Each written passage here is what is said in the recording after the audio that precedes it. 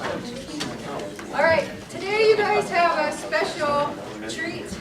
I've invited 4 of my former students. In fact, I've had all of these people in a class. Some of them I had in EGR 110 several years ago. They were kind enough to take time out of their busy schedules. These people actually work for a living now. They've graduated in the last couple of years, and they've come to share their experiences out in the workforce with you and to help answer any questions you have now as freshmen. So I'll introduce each of them. This is Zach. Zach is a mechanical engineer. He graduated just this past May in 2012, and he works for AccuMed, which is a biomedical company out in Hillsboro. And he's brought some of his show and tell for you about what he does at his company. This is Steven. Steven graduated in 2010 in computer science. He works for a company called Plexus, and they do military simulation software. And then Ashley is an electrical engineer at Bonneville Power Agency, or Administration. I always get that wrong. Bonneville Power Administration. She graduated in 2011, and she's also close to completing her master's in electrical engineering at Portland State. And then Mary is a civil engineer, and she works for Carlson Geotechnical. So she's a geotechnical engineer. Remember your civil engineering presentation, one of the specialties was geotechnical, so that's the branch that she pursued. So I'll ask them a few questions to get it started, but really I'd like you to have a chance to ask questions, whatever is of interest to you, to find out from them about what they've done. They all went to UP. They all know what it's like being in EGR 110, just like you. So I hope they can help you find your own paths. Okay, so I think right now the freshmen are most concerned about choosing a major. I've had several of these students come to me in the past week very concerned about choosing a major, trying to figure out what's going to fit for them. So I thought my first question would be, summarize how you selected your major when you were a student at UP, and what factors influenced your decision. I'll go first. Mary? Sure, why not? Well, I had an odd journey to my selecting my major. I'm a little bit of a later student. I started college at 26. Before this, I was a medical lab technician, so I worked in the laboratory field for several years, about 7 or 8 years. And choosing civil engineering, honestly, for me, had a lot to do with wanting to understand how cities are built, because I didn't trust man-made structures. So I wanted to understand it so I wasn't scared of it anymore. But as I got more and more into civil engineering, I started to understand that without good and ethical civil engineers, that our cities wouldn't be built the way they are, and our country wouldn't be the way it is. So for me, the choice really had to do with wanting to use my ethics and my intelligence to help support everyone else. So mine, I was in the same boat as some of you, freshman, fall semester. I was freaking out about what major I should be. And Tammy was my EGR 110 professor, and I'm sure I went to her quite a bit. But so I decided, let's just try civil. That's what I decided to do. One, because the intro to civil engineering is 1 credit, so I was excited about that. Because I was like, less work, yay! Not really. And so I went that route, and in that class I found out I did not want to be a civil engineer. None of the topics interested me at all, and I just wanted out of there. And so And so I was like, okay, I have electrical and mechanical to choose. Like, which one should I do? So I got an internship at Avista Utilities in Spokane, it's the power company in Spokane. And I worked with their mechanical engineering group. And so I worked with them all summer, and I was able to meet some electrical engineers and talk with them. And from talking with them, and I love math. That's all I want to do is math. And so they really recommended that I go towards the electrical engineering side of everything. So that's what I did sophomore year, is I signed up for all electrical classes. And I ended up falling in love with it. And I wasn't off track at all, actually. Even if you decide to take the civil class this next semester and then you decide, oh, I want to do mechanical engineering, you can work it out. It won't put you behind at all. But yeah, so that was my journey. Well, I had a pretty easy choice. I just thought about what I always wanted to be since I was a little kid, which is an F1 driver.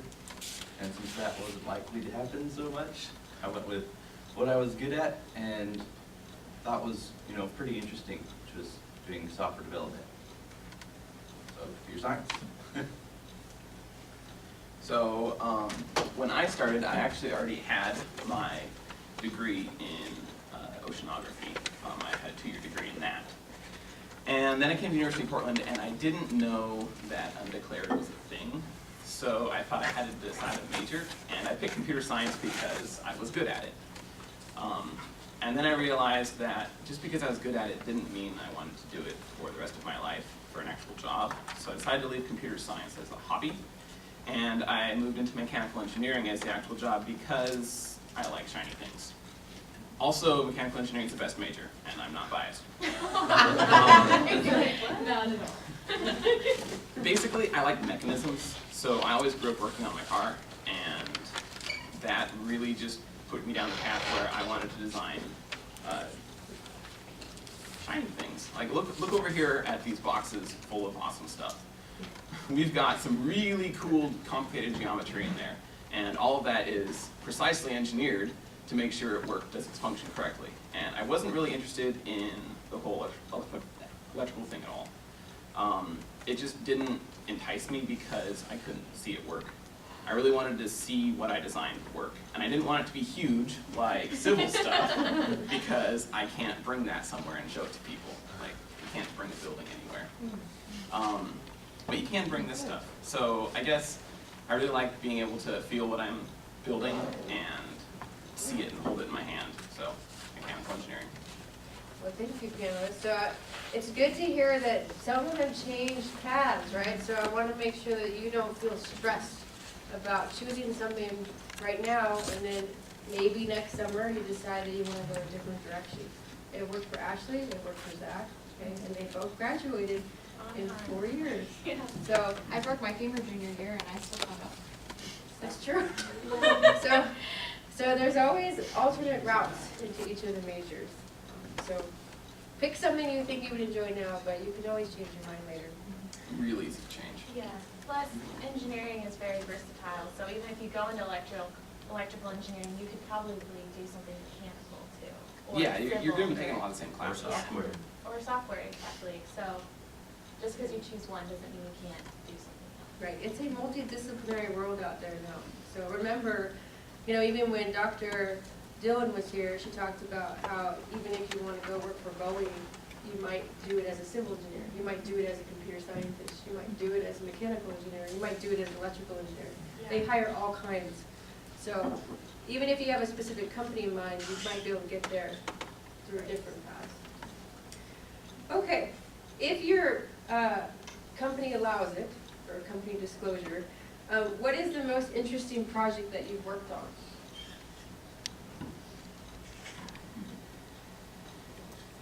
I would have to say the most interesting project I've worked on is our new pelvic plating system.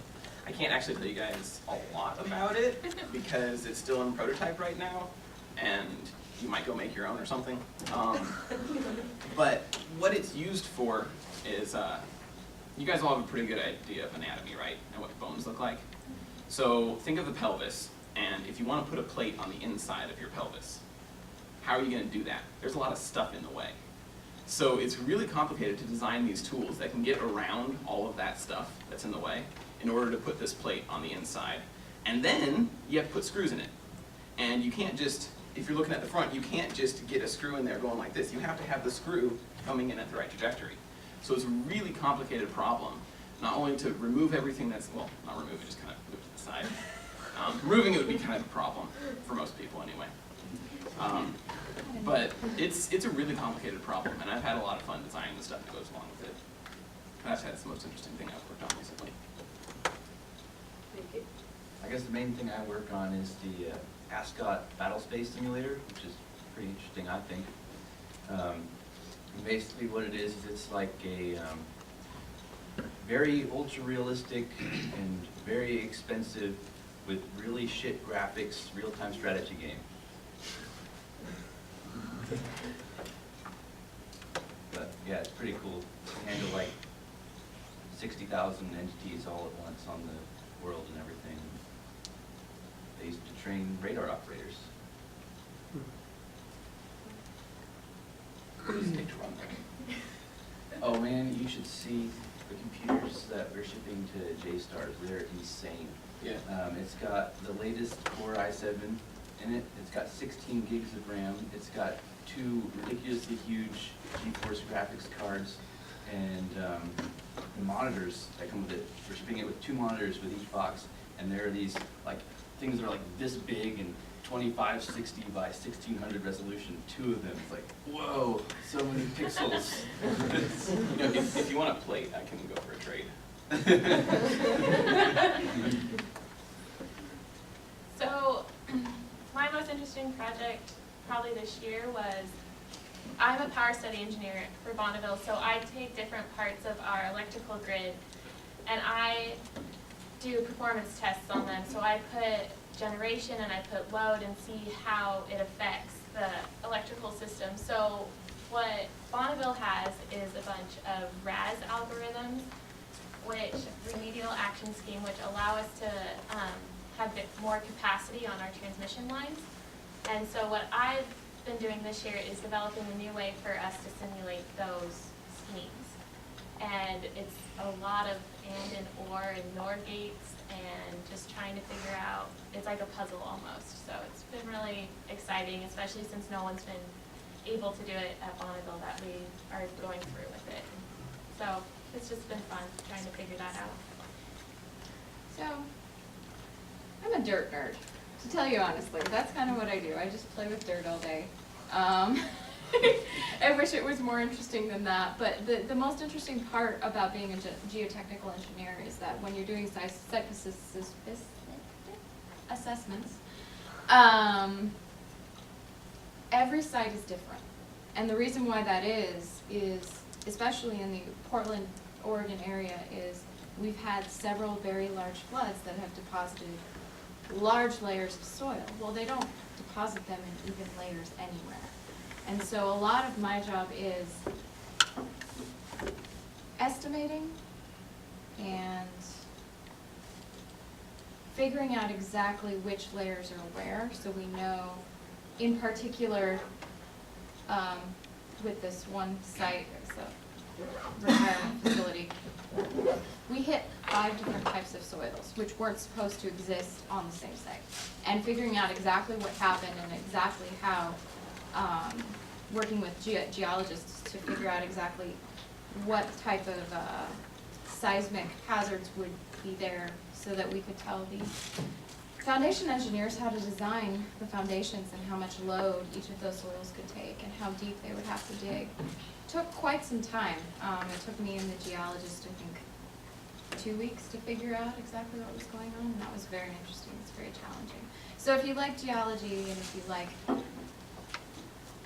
things that aren't 100% mathematical but are a little bit more qualitative, geotechnical engineering is a lot of field work and a lot of qualitative assessments. And you work with contractors a lot. All right, thank you. I think they might be interested in what a typical day is like on the job. I know every one of your days is probably not the same, but if you could summarize what kinds of things you would do in a typical day, what would they be? I'll go ahead and start again. So, yeah, like you said, I don't really know if I have a typical day. Maybe Saturday is a typical day. That doesn't really count though, because I don't work on Saturdays. So, usually I'll get to work and I'll have a bunch of emails of people asking for help with stuff. So in addition to being a product engineer, I also administrate all of our CAD systems, and mainly because no one else in the company wants to do it, and it needs to be done. So there'll be people that cause problems the prior day, and I need to fix those problems. So I'll get to work and fix some problems, and then I'll actually get down to what I'm supposed to be doing and start designing stuff. So I've been working on this pelvic plating system.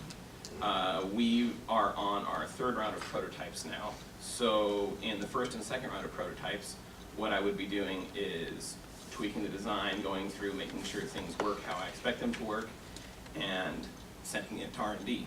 We have our own R&D shop on site where they make our stuff for us. After I get it back from R&D, I'll go and put it in a cadaver. That's one of the more interesting parts of my job is I get to cut up dead people and install things in them. And it is really interesting. Got to make sure the stuff works right, and you don't really want to use a live person because they aren't too happy if it doesn't work. They really aren't. They get really grumpy. So I don't really have a typical day because all of this stuff takes place over weeks and weeks and weeks. So every day I'm kind of in a different phase of the design process. Being on our third round of prototypes now, we have our design pretty much locked down. So now the fun part begins, which is a whole lot of paperwork. If you think there's a lot of paperwork with any other discipline, it becomes a lot more when you get into biomedical. Those FDA and ISO guys, they like their paperwork. And I'd say about half of our time is spent designing, half of our time is spent just doing paperwork. It's ridiculous how much regulation there is surrounding this stuff. And that's basically what I do. I got the same thing where there's like a process and not every day is the same. But I guess how the process typically goes is after we finish a release, we look at what requirements for which contracts we need to have done for the next release. And so I get whatever requirements that I'm supposed to work on, and I go talk to the ops people to figure out what the heck these requirements actually mean and what the customer really wants, or just best as we can puzzle it out. And then I make the design for how to do it, and then if they, give me the okay on my design, then I make it. And I guess if I get, bugs to fix, then I fix those too. Check those too. Yeah, and that is one important distinction to make, is we don't have any clients or customers. We design all of our stuff ourselves. We make most of the stuff ourselves, and in that case, we're a client for somebody else. But we don't have somebody on the phone telling us what they want made or how to design it, which makes the process a lot nicer. If you can, at least for me, I don't like working with customers. Customers are nasty. Well, see, I don't work with the customers. I work with the ops people, which are the people that are in our company that run the simulations and the exercises and train people. Sure. And so they can tell me, what the customers actually want it to be able to do. You still get miscommunication though from? Yes. Yeah. Yeah. Miscommunication is not fun, especially when an order costs tens of thousands of dollars. For perspective, each one of these trays is worth about a semester of tuition here. That's why we're not passing them around. Yeah. We kind of need them Come back. with it. So my typical day, like Zach, I answer a bunch of emails in the morning, and then I start going on whatever project I have. I'm in charge of a certain set of transmission lines, each study engineer is, and so I have to find the limits of those lines every day and then send them out to our dispatchers, and then, which I don't know, dispatchers are people who constantly look at the electrical grid, and if they set outages, they talk to the line crews, they just are in charge of everything. You never want to make a dispatcher mad. So you'll get in trouble. And so I am constantly answering their questions for if something were to come offline, what would happen to the system? Would it be okay if we did take this line out? And so that's typically what I do, is just answer questions all day and go to meetings. There are a lot of meetings that I go to. My day typically starts with going into the office, checking some emails, and then I get, hey Mary, you have some time to go out to this job site? Sure, okay. And so I go out, I get suited up. I mean, I'm a Carhartts and boots kind of engineer. So, you go out to the job site, you look at, most of the time, footing lines and make sure that the contractor cut them to the right depth and that they're actually in the correct soil. So, because if you build it on, just like with the Leaning Tower of Pisa, if you build it on the wrong soil, it's going to fall over. And so, essentially what I do all day is make sure buildings don't fall over. And double check to make sure that the contractors are doing their jobs correctly, which they typically are, but sometimes they are trying to save more money.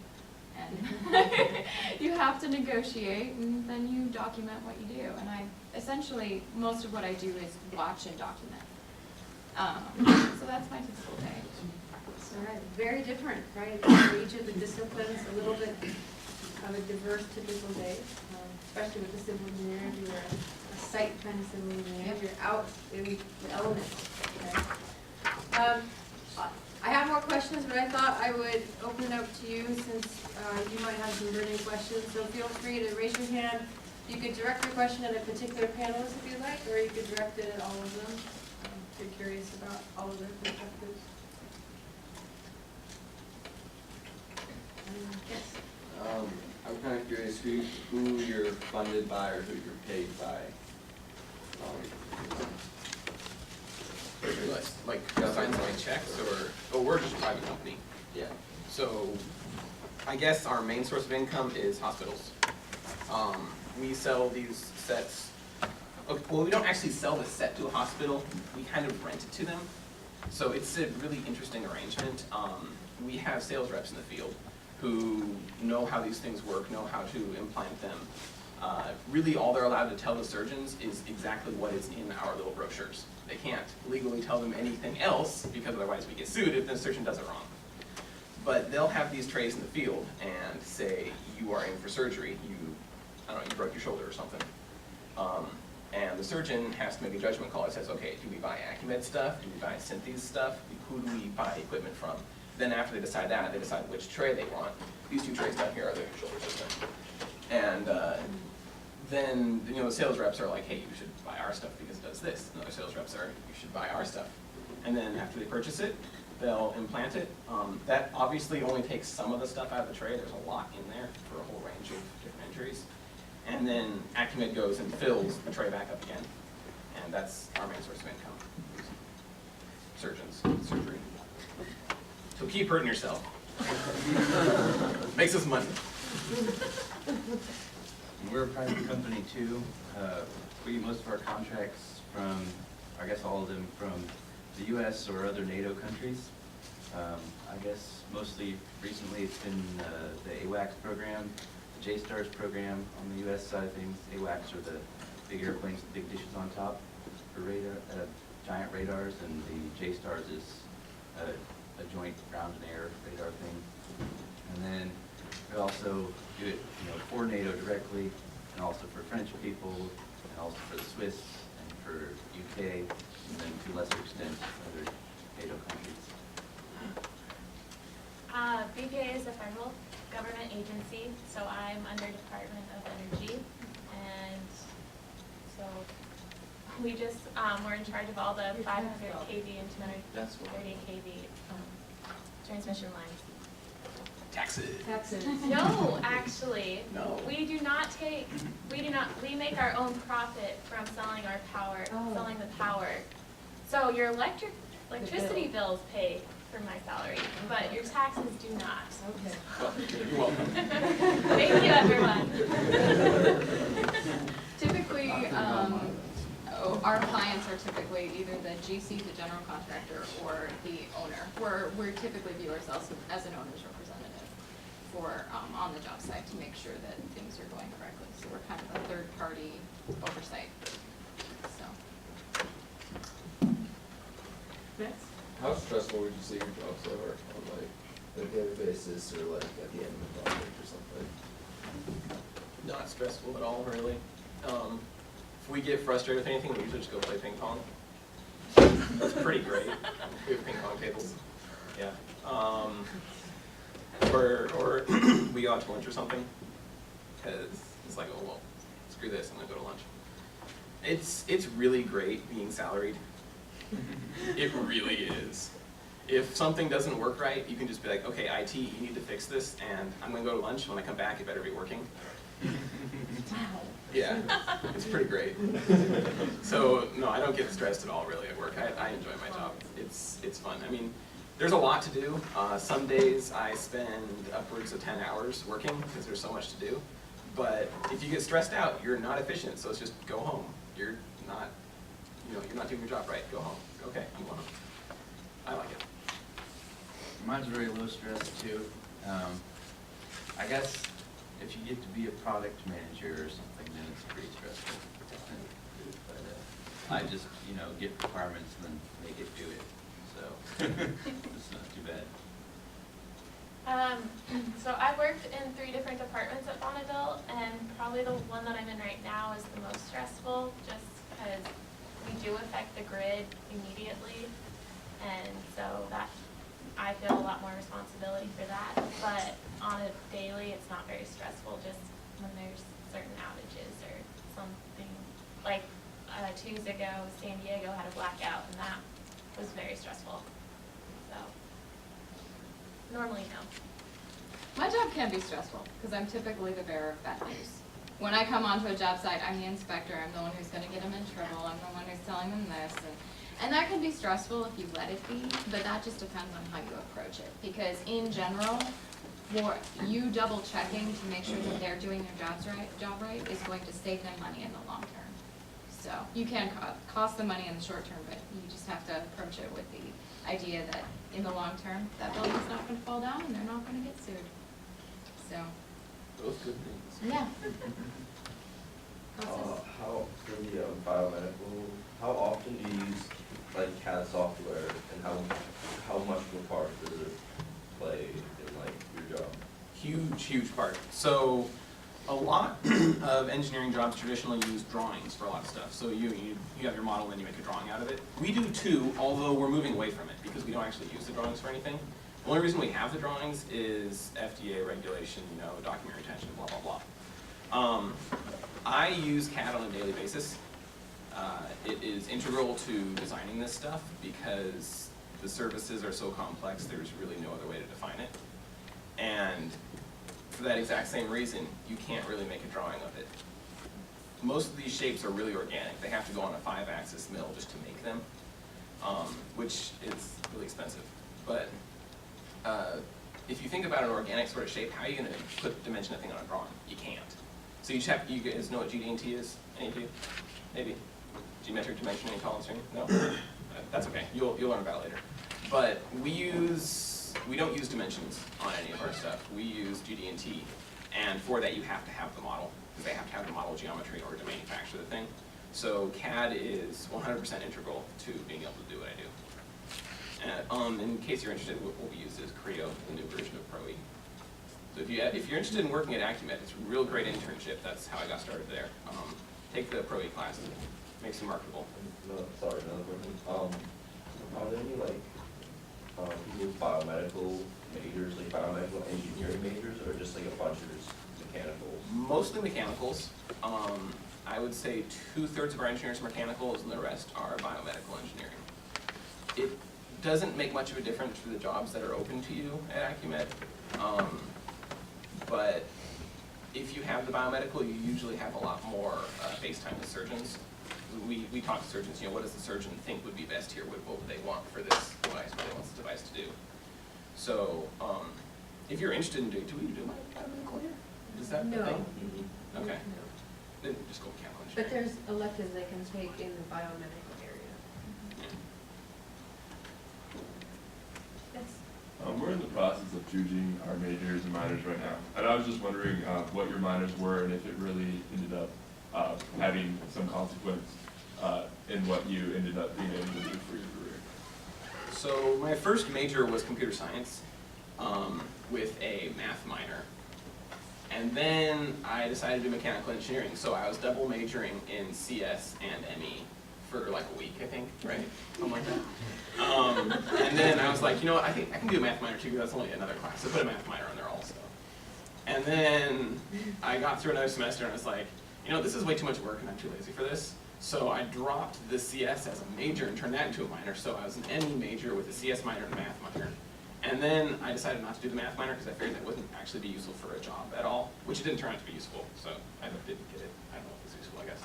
But so then I was ME major with a CS minor, and then I took a class from Nordstrom and didn't like it, and so I dropped the CS minor, and then I was just ME major. So yeah, don't feel bad about picking something and then dropping it. It's not an issue, just do it sooner rather than later. I was a CS with a math minor. One extra math class, why not, right? I don't think it really helped getting a job there.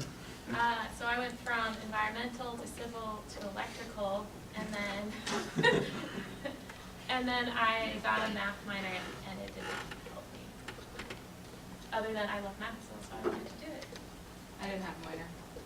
If I could do it over again, I'd probably have like a geology or some sort of minor like that, but I didn't know I was gonna go into geotechnical when I graduated.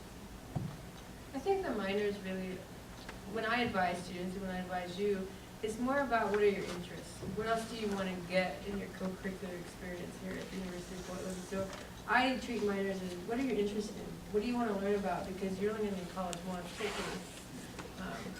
So, you know, make good use of your time here.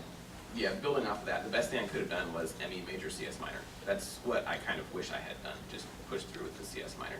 I mean, I wouldn't use it for my job at all, but I enjoy computer science. I just didn't want to do it as a job. So the CS minor would have probably been a good thing to do. Oh, I had another minor when I was like a freshman and That's sophomore. right.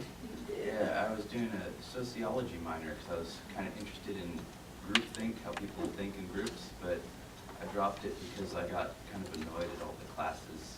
They all seem to be teaching the exact same thing, and I don't know, some of the professors were kind of, I don't know.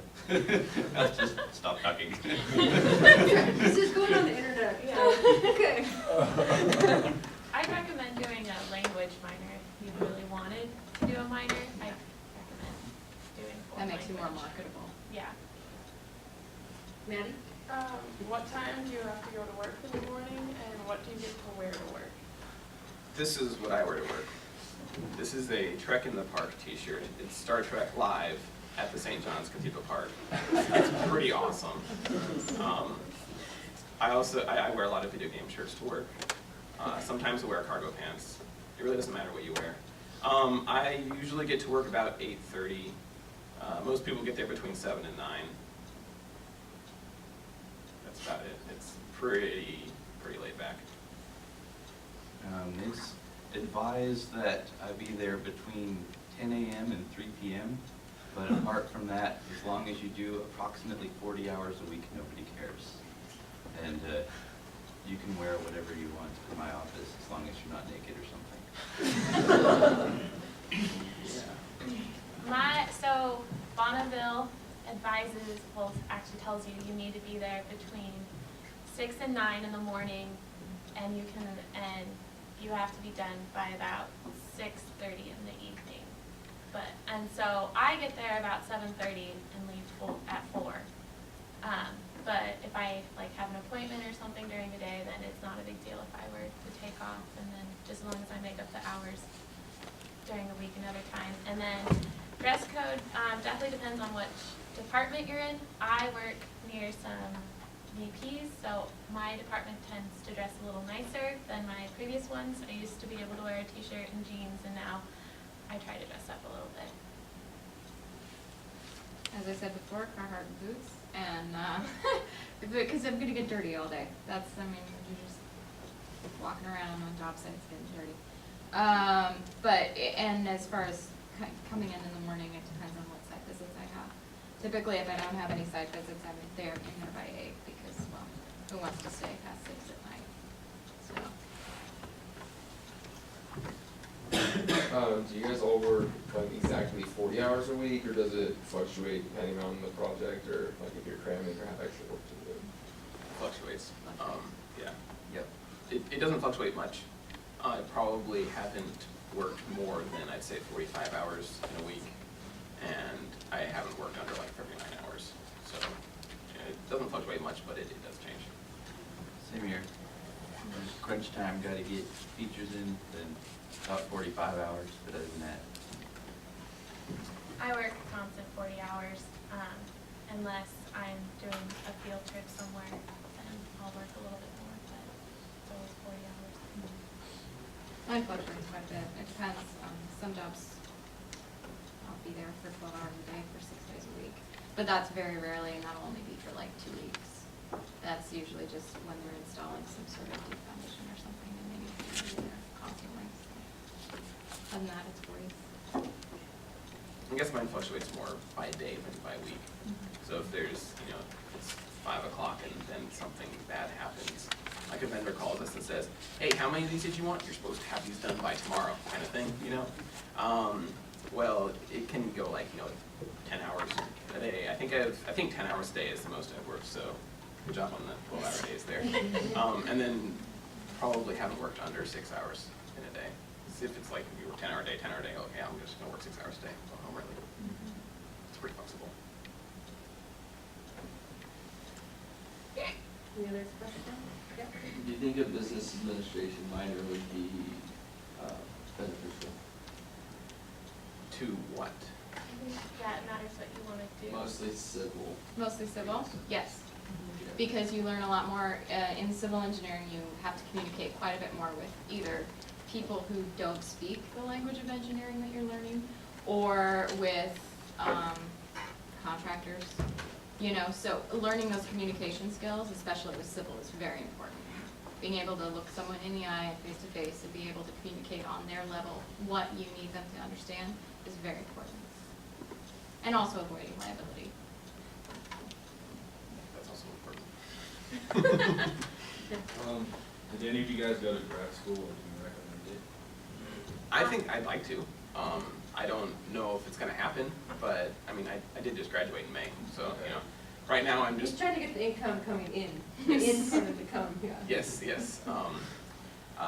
Trying to get those student loans done, possibly buying a house, that kind of stuff.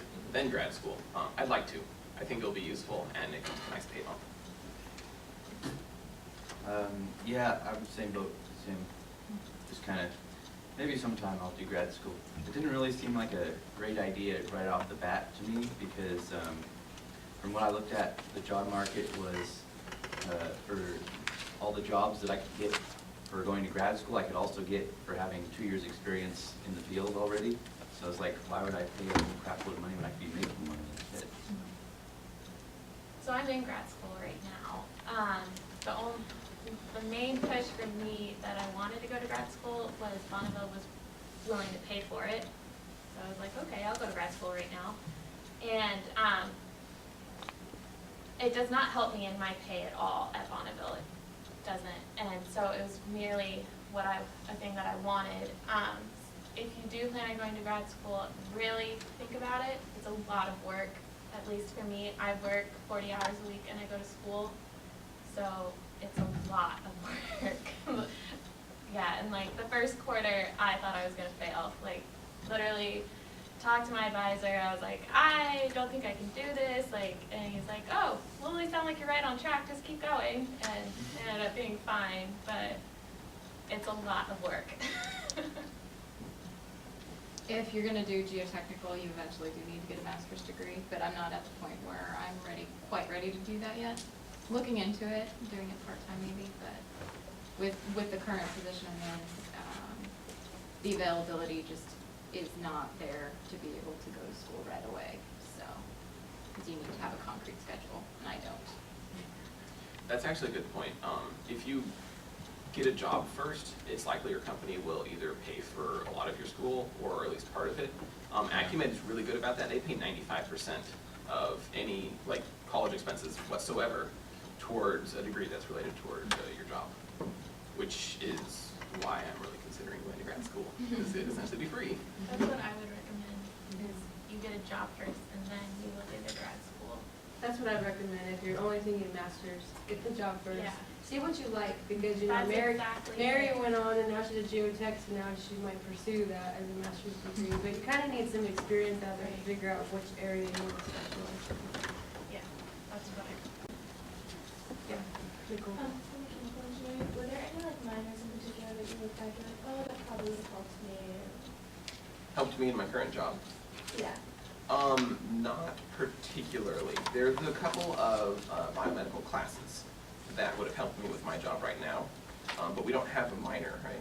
We have two electives, we have Just electives. biomaterials and biomechanics. Yeah, I took neither of those. Yeah, no, didn't take either of those, which both of them would have helped me in my Did job. you take anatomy? No. Okay. No, really the reason why Because you Academic picked me, started off yeah, I with started off with yeah. oceanography, bio, yeah, that degree. So that kind of helped me out a little bit. But for my current job right now, there wasn't really a minor that would help me just with that job. There are electives, but that's about it.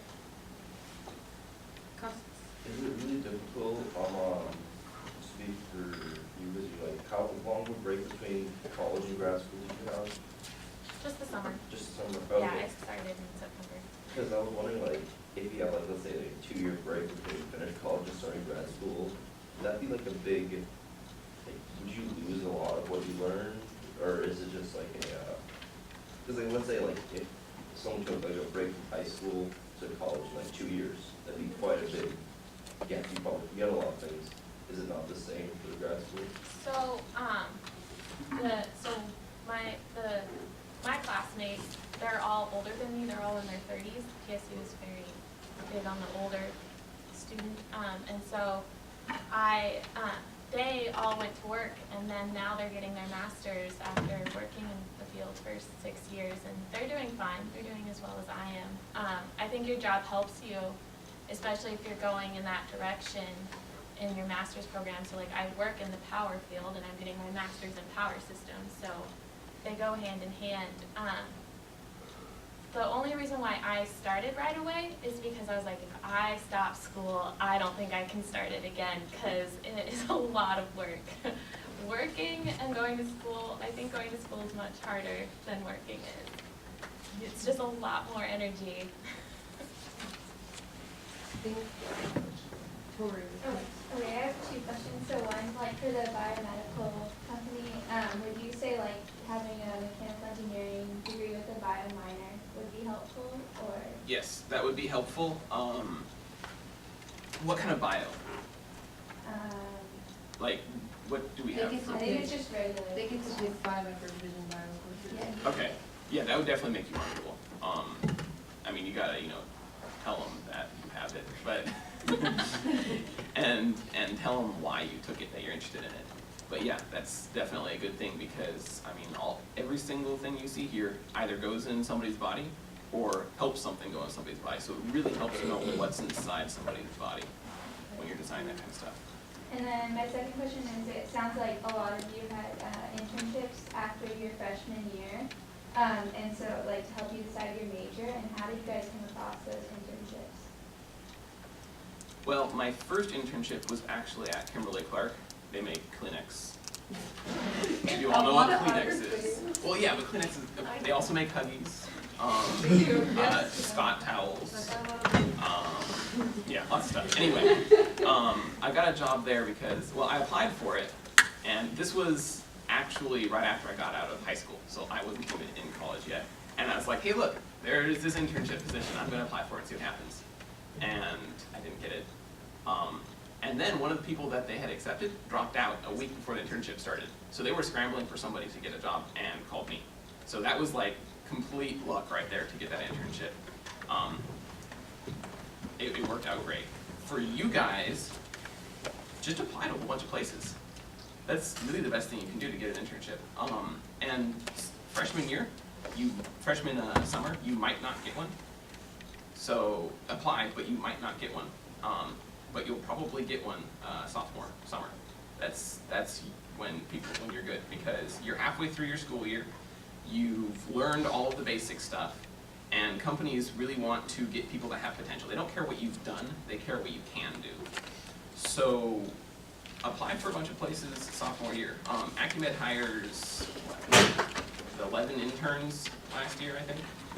So yeah, apply for places. They'll hire you. How do you find those places? The job fair you guys know about the job fair here at University of Portland? February? February 22nd. Yeah, go there. So It was really depressing my senior year when I went to the job fair, because all of the companies I went to, I'm like, so, hey, how's it going? They're like, oh, we'll talk to you, but we're actually not hiring right now. Why are you here? This is a job fair. So that was kind of depressing, but I already had my internship at Acumen at that point, so that was good. But I think the job market is picking back up, so come February. We had a I very think- active job fair this past year. I think it'll be good. I think I got one of my internships, not through the job fair actually, but just from a company that sent an email to the UP CS department. It was like, we need CS students to be interns, have them apply. So I did. There's Yeah. that too. Read Kitty's emails, guys. Kitty sends a lot of emails. Read them. The Career Services Center here too is also very helpful. Max is the paid internship coordinator. He has connections everywhere. So if you go in there and you say, Max, I'm interested in working in this kind of industry, the biomedical industry, could you help me look at companies that are doing this kind of work? And they'll help you find an internship. So you're paying for these services. Your high tuition dollars here, one of the things that gets you is direct access to our Career Services Center. So Yeah, they're pretty good. Max also likes cookies, just so you guys know. My parents have a friend that works for the power company in Spokane, and so they were like, hey, we have an internship program, you should apply. And I did. They normally don't hire freshmen interns, but they had a space open, so they let me take it. Also, make sure and communicate with your professors, because that's how I got my Bonneville internship. Is Dr. Albright knows the student coordinator at Bonneville, and so I gave Dr. Albright all my information, and he passed it along with the recommendations. So that's how I got hired there. So just talk with your professors a lot, and Kitty's very helpful. But I really recommend getting an internship as soon as possible, because it'll look really good on your resume. Whether or not you even liked what you did, it just looks good. Also makes you money. Yeah. It's better than hostessing, which is what I was doing before.